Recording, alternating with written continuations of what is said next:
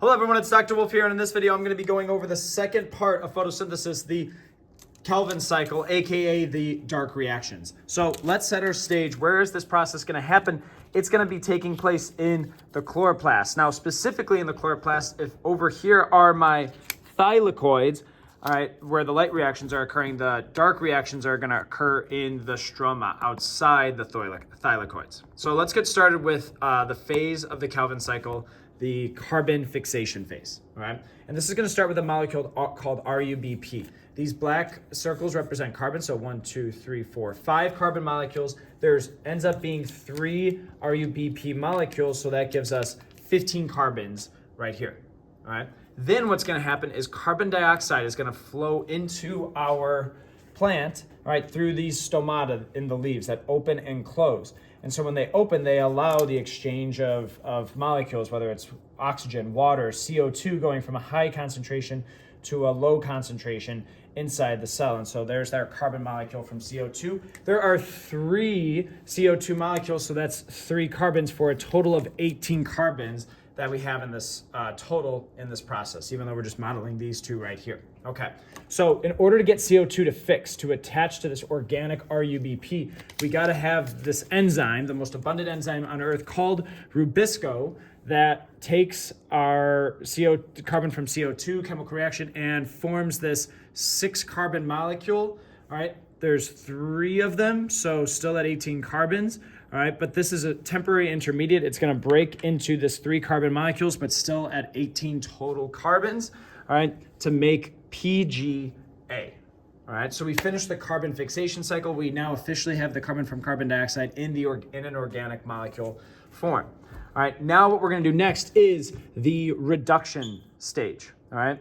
This is where we are gonna be conducting a anabolic process, right? Where we're gonna be building up a molecule, so this is gonna be endergonic. It's gonna require the input of energy. Where are we gonna get that input of energy from? Well, from the products of the light reactions, right? We're gonna have ATP come over here, all right? And it's going to, the phosphate's going to break off ATP, forming phosphate and ADP, but that energy gets released to help rearrange these atoms, all right, in a way where they're building up energy. Same thing with NADPH, it's going to come by, all right? And NADPH is going to be oxidized. It's going to lose electrons, all right? But in doing so, it's going to, by giving our PGA molecules here, it's going to reduce them, right? They're gaining electrons, all right? Thus, all right, the name of this stage, the reduction phase. So we're gaining these electrons, right? I'm gonna bring these away for now just for simplicity's sake. But what we're doing is these electrons are now getting incorporated here. The energy is arranging the atoms in a way where we're storing more and more and more energy in this molecule, all right?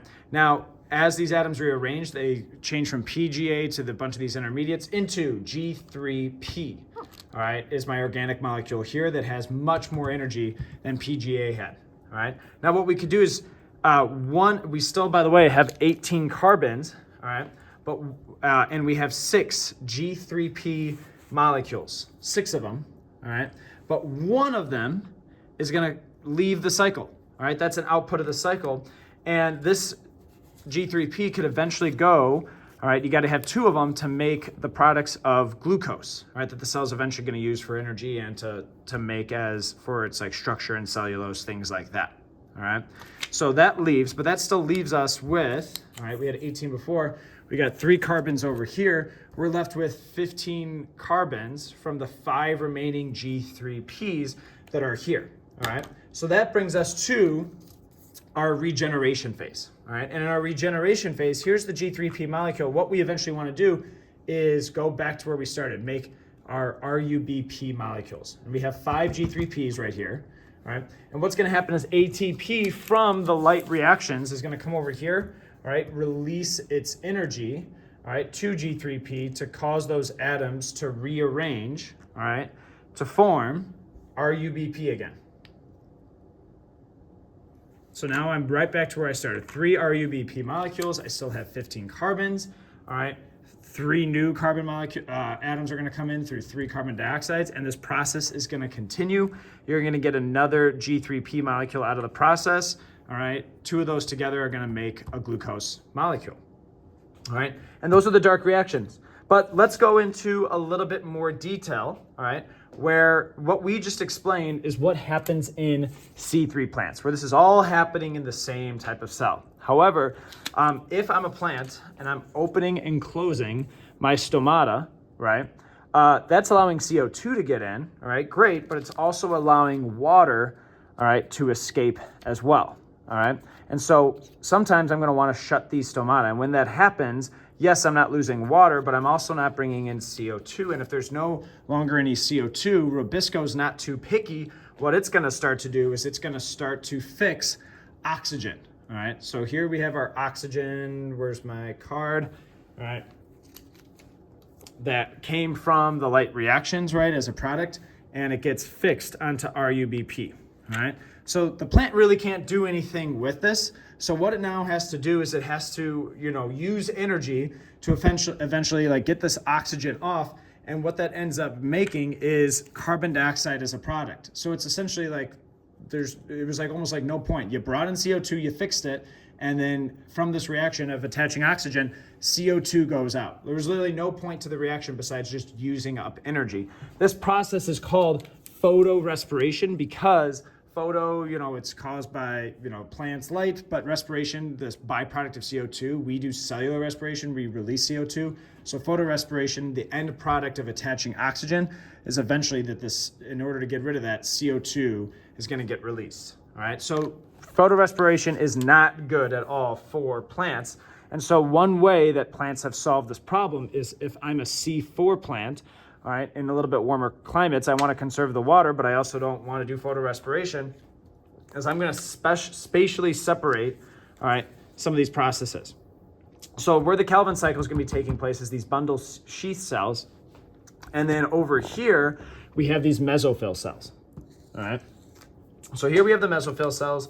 Stomata are on the mesophyll cells. They allow carbon, all right, to diffuse in, and then that carbon gets fixed in the mesophyll cell, all right, through other enzymes on other molecules. So now it's here, all right, and then that carbon, all right, can move over here and continually replenish Rubisco with carbon molecules, all right.